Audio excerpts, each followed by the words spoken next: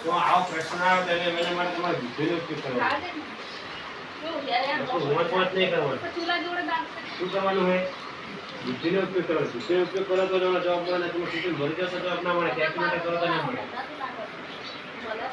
પહેલી વાત તો આ કેટલા છે? 11,000 પાકા.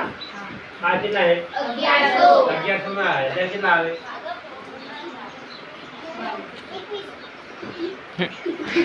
1100 માં 1000 કેટલી વખત આવે?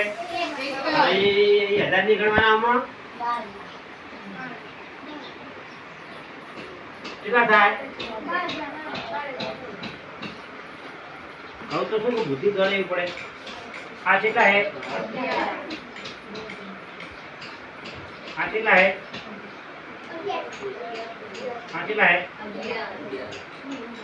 मैं आवतो पण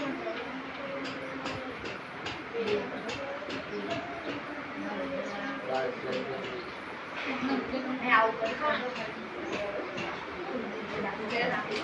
આ કોઈ જગ્યાએ આવ્યું છે ભણવામાં? આ નવોદયમાં પૂછાયેલો પ્રશ્ન આવે.